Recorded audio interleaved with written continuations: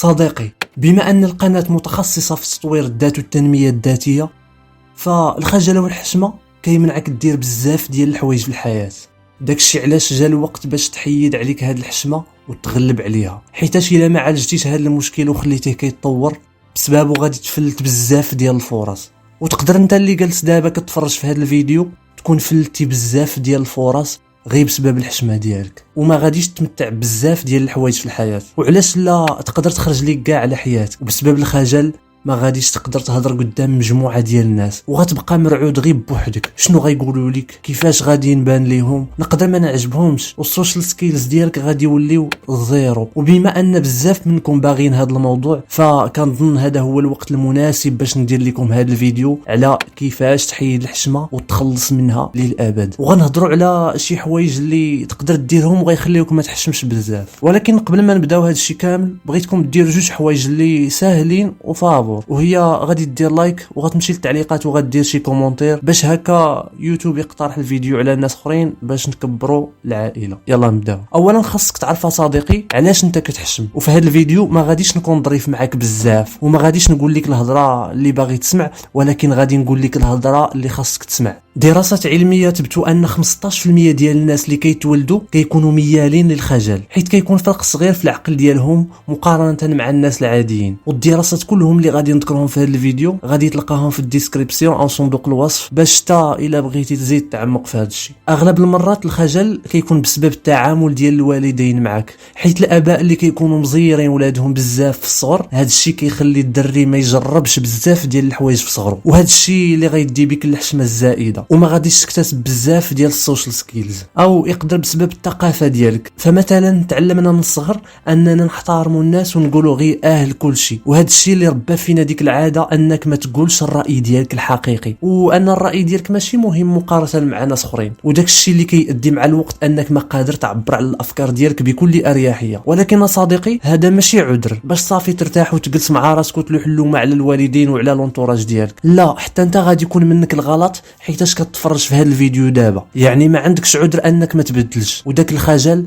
ماشي فطره فيك، يعني ماشي تزاديتي معاه وما يمكنش تغيره. لا صديقي، الخجل غير واحد الحاجه مكتسبه وتقدر تحيدو منك وتبدلو بالجرأه. وفاش غادي تحيدو غادي تسهل عليك بزاف ديال الحوايج. والسبب الثاني اللي كيخليك كتحشم بزاف هي ضعف الشخصيه ديالك، ولا الاهتمام ديالك بالراي ديال الناس وشنو غادي يقولوا عليك وكيفاش غيشوفوك، وهادو بزاف ديال المشاكل اللي كتزرع فيك هاد الحشمه الزايده. ودابا ملي عرفنا علاش كتحشم او الاسباب اللي كتخليك شخص حشومي، غنمشي للحاجه الزوينه في هذا الفيديو اللي هي انك قادر تبدل هذا الوضع وتحل هذا المشكل. اول حاجه اللي بغيتك تفهمها وتستوعبها مزيان هي ان الحشمه او الخجل هي غير واحد الوهم، يعني ماشي شي حاجه اللي ملموسه وكاينه في الحياه الواقعيه، ما يمكنش لك تقيسها بيديك. وهذا كيعني انه ماشي انت هذاك، غير شعور كيوقع لك فاش كتحط في شي مواقف معينه. واللي خاصك دير دابا هو كيفاش تتعامل مع هذا الشعور هذا. اول حاجه خاصك تعرف انه واخا يبان لك راسك انت زوين او لا واعر وكل شيء مسوق لك، لكن في الحقيقه الكون ما كيدورش عليك، والغالبيه ديال الناس ما غاديش يحكموا عليك ولا يديوها فيك، حيت كل واحد دايها في راسه. وهنا غنوصلوا لاول مشكله واللي هي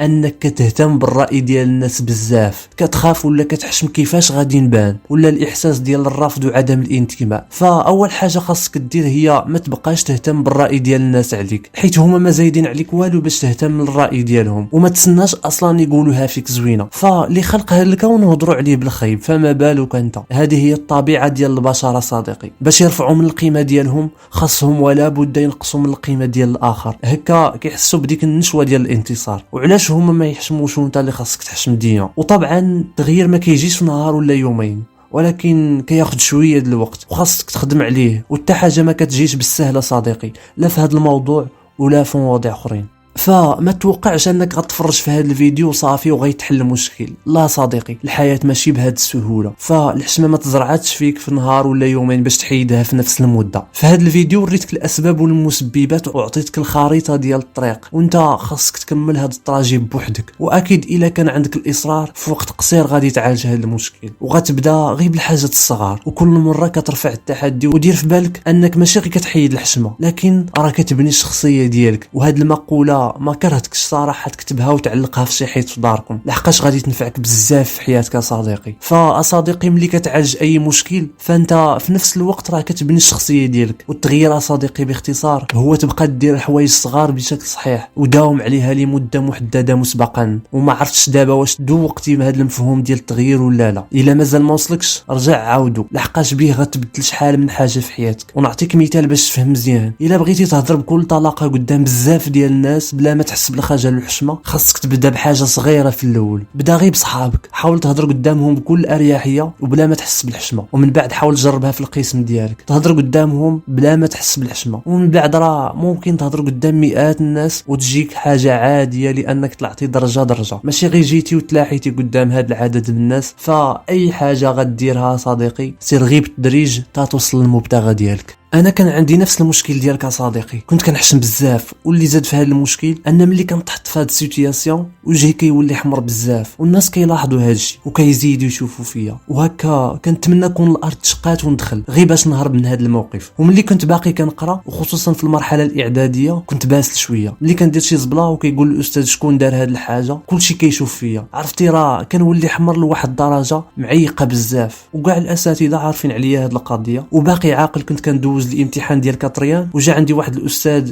قال لي ما خدمتيش عاوتاني الشوفاج، يعني معروف انني كنحشم بزاف وهاد الحشمه كتبان معيقه في وجهي. ومن داك النهار قررت ان هاد الحشمه الزايده ما خداماش خصوصا في هاد البلاد، ودرت واحد البلان اكيد الا درتيها صديقي ما غتبقاش تعاني مع الحشمه. كنت ملي كنتلاقى الناس في الزنقه كنجبد معاهم الهضره وكنحاول نشد معاهم الهضره لاطول مده. وفي القسم كان عندنا واحد الاستاذ ديال الاجتماعيات كان كيقول لنا اللي بغى يدير عرض ويقدموا واحد السبوره راه ممكن وفي اي حصه. وكنت كل حصه ملي كتبقى ديك 5 دقائق كنوض كندير عرض وكل شيء كيشوف فيا. عرفتي المره الاولى ملي نط ندير عرض راه ما نعاودش لكم اخوتي، الحشمه ما خلاتنيش تنطق ولا حرف، وبقيت كنشوف فيهم وكيشوفوا فيا. والاستاذ تفهم الوضع وخلاني تا دازت شي 3 دقائق على هذا الوضع عاد بديت كنقرا من ديك الورقه، والقلب ديالي راه كيضرب 180 وكنتنفس غير بزز وكنحس بالسخونيه طالعه معايا وواحد الحاله راه ما نعاودش لكم غير باش نقرا ديك الورقه. وقدرت نكمل ديك الورقه غير بزز. والحصه اللي موراها قلت للاستاذ نوض ندير عاوتاني عرض. تردد في البدايه لحقاش عاقل على السن اللي وقع لي المره اللي فات، ولكن بقيت عليه تا خلاني. وهاد المره قدرت نقرا من الورقه من البدايه، ولكن باقي شويه ديال التلعثم وداك الصهد والحموريه. ومع الوقت صديقي انا تعجبت من راسي، وليت بروفيسيونيل في دوك العروض. فيما كيكون شي عرض في شي ماده كنوض نقراه، ومشى هذاك التلعثم وجاني داك الشيء عادي بحال شي حاجه كنديرها ديما. وهنا استنتجت انك الا باغي تغلب على المخاوف ديالك خاصك تواجهها. ونسيت ما قلتش لكم بلي هاد الحشمه كانت لي عائق حتى مع الجنس الاخر. يهضر معايا دري حاجه عاديه، ولكن غير تهضر معايا بنت كنبدا نترعد ونولي حمر. اما نجبد معاها انا كونفرساسيون فشي حاجه اللي مستحيله. ملي كنت في التاسعه بالضبط ملي كنريح مع اصحابي كل واحد مصاحب مع شي بنت وكيعاودوا لينا القصص الغراميه ديالهم، وانا كنبقى غير من المستمعين. انا كانت كتعجبني واحد البنت ولكن عمرني هضرت معاها وما قدرتش تنشوف فيها، كنت غير كنتبعها من بعيد حتى كنوصلها للدار وكنرجع في حالي. وملي كنرجع للدار كنرسم السيناريو للحب ديالنا في راسي وكنعس على هذا السيناريو، وهذا الشيء كامل بسبب الحشمه الزايده. وهنا ماشي كنشجع على هذا النوع من العلاقات، فبغيت غير نوضح لكم الستاج اللي وصلت ليه في هذه الحشمه. صديقي الا عندك شي مشكل ما تفكرش فيه بزاف، سير واجهه وغتلقاه بسيط وما كيستاهلش هذا التفكير كامل. وكل ما كتزيد تفكر فيه كل ما كيزيد يكبر، وكل ما كيصعب تلقى ليه حل. المثال كيقول صديقي كبرها تصغر. وهنا غنكون وصلنا لنهايه الفيديو. ما تنساش تخلي معاك شي كومونتير باش تشجعني. تهلا صديقي.